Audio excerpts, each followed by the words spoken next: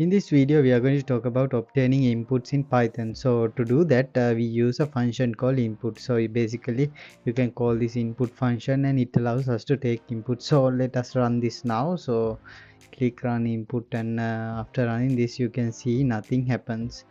But still, you have to notice that here we have a cursor. So means that we can type here anything, and once we press enter key, it will stop the code. But without this input function, it will just basically just end. So process finished with exit code 0 will appear. But if it is input, the situation is different. So it allows us to type something in this command line console. So once we press enter, it will stop. So that's basically the input function. So this input function has some other feature as well. So it has some prompt. So in between this parentheses, you can type some message for the user. So please enter the data.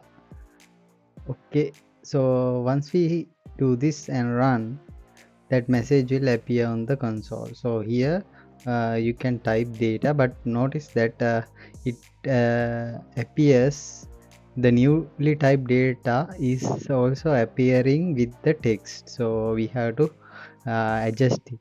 So once we press enter, it will end the process. So if you need a space, you have to add that space purposely. So now the cursor is one space away from this last character. So in similar way, you can press enter and in the process. So if we need some other kind of formatting like colon, then you have to add that, as well as you can also move to the next line. So to do that, you can use the new line character, and maybe let's say input and colon, so and space. So once we do this, you will notice something different. So here please enter data, you have the colon, and we move to a new line, and we have also kept a space, and here now you can basically type the data. Okay, very good.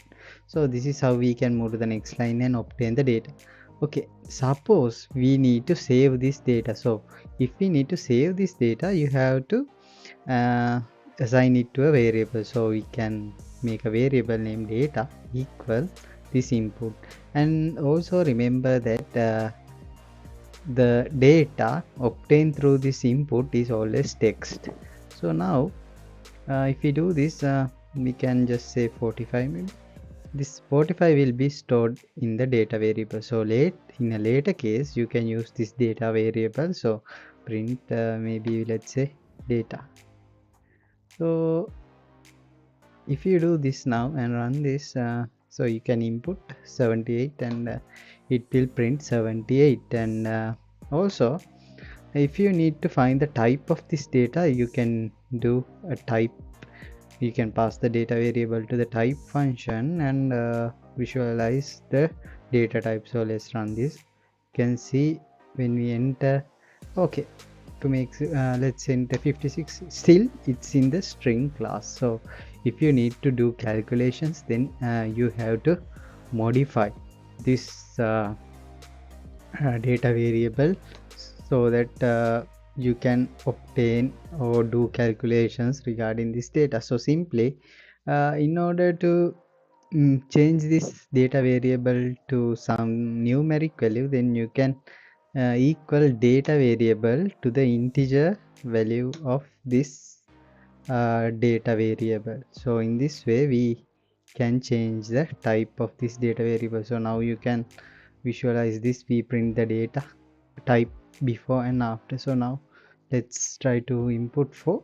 Okay, so now first it was in the class str, now it's an integer. So in this way we managed to change. So now of course you can do anything, all the mathematical functions for this data. Suppose data equal data times maybe 3.142, and next if you print data, then you can obtain the calculation. So let me quickly run. Okay, let's type data is 3, and now the result is 9.426. So in this way we managed to input data to the Python and also convert it from string to a numeric term. So thank you very much for watching.